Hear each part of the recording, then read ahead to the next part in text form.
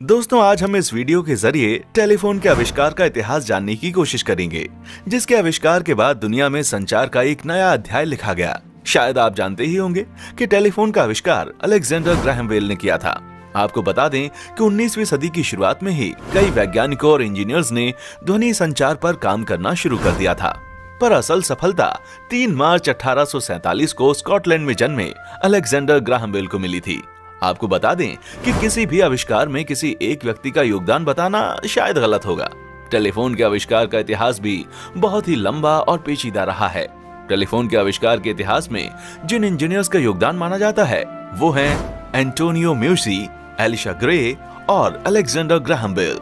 हालांकि इन तीनों में से टेलीफोन का पहला आविष्कार किसने किया था ये आज भी कॉम्प्लिकेटेड है, लेकिन 7 मार्च 1876 को ग्राहम बेल को टेलीफोन का पेटेंट मिल गया था, इसलिए उन्हें ही टेलीफोन का असल आविष्कारक माना जाता है।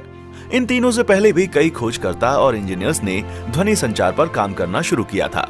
सन 1667 में रॉबर्ट हुक ने स्ट्रिंग टेलीफोन का निर्माण किया, जिसमें साउंड वेव स्ट्रिंग के मैकेनिकल वाइब्रेशन से एक जगह से दूसरी जगह ट्रांसफर होती हैं। बच्चे आज भी टिन के 2 डिब्बों को वायर से जोड़कर एक दूसरे से टेलीफोन खेलते हैं। रॉबर्ट हुक का टेलीफोन भी इसी सिद्धांत पर आधारित था। सन 1816 में फ्रांसिस रोनाल्ड ने स्टैटिक इलेक्ट्रिसिटी यूज करके दुनिया का पहला वर्किंग टेलीग्राफ बनाया था, जिससे कि लंबी दूरी तक संदेश भेजा जा सकता था। पर इसकी समस्या ये थी कि इससे मैसेज को कोडेड फॉर्म में ही भेजा जा सकता था, वो भी एक बार में सिर्फ एक। 1861 में जर्मनी के एक इंजीनियर जोहन फिलिप राइस ने ध्वनि के संचारण के लिए पहला वर्किंग डिवाइस बनाया और उसे टेलीफोन नाम दे दिया। उन्होंने फ्रांस के चार्ल्स बर्सेल की थ्योरी पर काम करते हुए टेलीफोन का निर्माण किया था। चार्ल्स का मानना था कि इलेक्ट्रिसिटी की मदद से साउंड और स्पीच को ट्रांसफर किया जा सकता है, पर जॉन के इस टेलीफोन में कई कमियां थीं। इसमें सिर्फ एक ही तरह से संदेश को भेजा जा सकता था और इसकी साउंड क्वालिटी भी बहुत अच्छी नहीं थी, जिस वजह से उनके आविष्कार को कोई खास पहचान नहीं मिल सकी।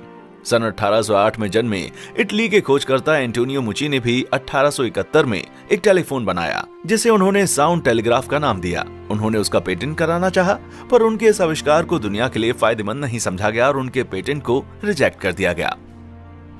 अलेक्जेंडर ग्राहम बेल को ध्वनि विज्ञान में शुरुआत से ही रुचि थी, क्योंकि उनकी माँ और बीवी दोनों ही बहरी थी और इसीलिए उन्हें ध्वनि पर काम करना हमेशा ही प्रेरित करता था। ग्राहम बेल ने 1871 में टेलीफोन पर काम करना शुरू किया था। उन्होंने इस कार्य के लिए एक सहायक भी रखा था, जिसका नाम था थॉमस वॉटसन। इसने ग्राहम बेल के टेलीफोन के आविष्कार में काफी मदद की। ग्राहम बेल ने हार्मोनिक टेलीग्राफ पर काम करना शुरू किया था, जो कि एक प्रकार का डिवाइस था जिससे एक साथ मल्टीपल मैसेज ट्रांसमिट होता था। उन्होंने इस पर काफी सुधार किया और फिर उन्होंने एक साधारण सा रिसीवर बनाया जो इलेक्ट्रिसिटी को साउंड में बदल देता था। 7 मार्च 1876 को ग्राहम बेल ने एक पेटेंट फाइल किया और अपने आविष्कार के बारे में दुनिया को बताया। इसके बाद उनके पेटेंट को अप्रूवल मिल गया और अलेक्जेंडर ग्राहम बेल को आधिकारिक तौर पर टेलीफोन का आविष्कारक माना गया। लेकिन ग्राहम बेल के पेटेंट फाइल करने के सिर्फ 2 घंटे बाद ही अमेरिका के एलिशा ग्रे भी पेटेंट फाइल करने के लिए पहुंच गए, पर तब तक काफी देर हो चुकी थी। एलिशा ग्रे ने ग्राहम बेल पर उनकी तकनीक चुराने का इल्जाम भी लगाया।